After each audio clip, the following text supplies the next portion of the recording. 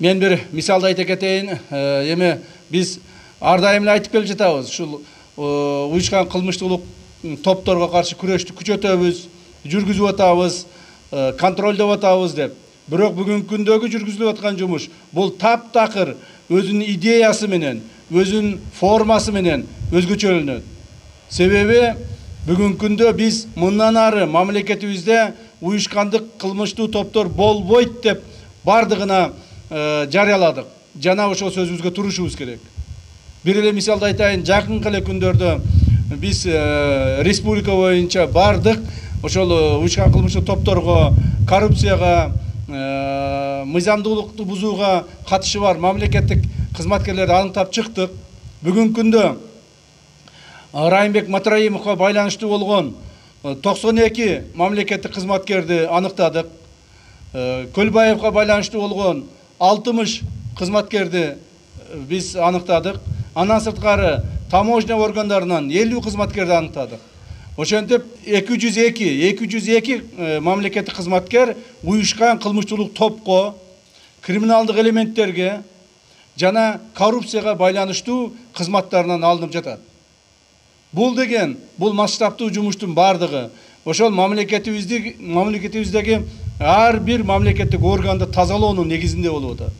Мындан ары сиздердин кызматыңыздар, сиздердин жасап аткан ишиңизде түздөн түз ушуга байланыштуу болуш керек. Ар бир райондо, ар бир айыл өкмөттө, ар бир айыл өкмөттөгү кеңештерде бир дагы уюшкандык кылмыштын топтун мүчөлөрү депутат, айыл өкмөттүк кызматкери, райондук, облустук, министрликтердин кызматкерлери болбош керек. Аларды аныктоо, аларды ачык алып чыгуу, жана алардын жасаган кылмыштары боюнча жоопко тартуу биздин түздөн түз милдетибиз. Мындан ары мамлекетте Көлбаев деген мафия болбойт.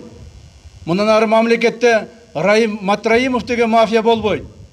Райым Матраимов мындан ары мамлекетте жүрө турган болсо, кичинекей гана бир Матиз машинени минип алып жүрүш керек.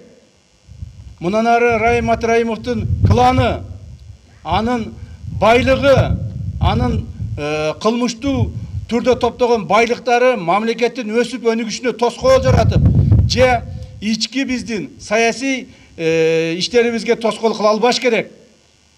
Себеби урматтуу угандар, мына өзүңүздөр билесиздер, ушуга чейин көптөгөн шайлоолордо, көптөгөн мамлекеттик маанилүү иштерде ошолордун акчаларын негизинде көптөгөн биздин ачык эле айтыш керек кызматкерлер дагы, улуттук коопсуздук мамлекеттик кызматкерлери дагы мунун ичинде бар. Ошолордун акчаларына берилип кеткендер бар. Ошолордун акчаларынын негизинде аларга кызмат көрсөтүп жүргөндөр бар. Дагы бир жолу баса белгилеп айтып кетейин. Биздин мамлекетибизде мындан ары Көлбаевдин мафиясы, Райым Матраимовдун мафиясы жана башкалардын мафиясы болбойт.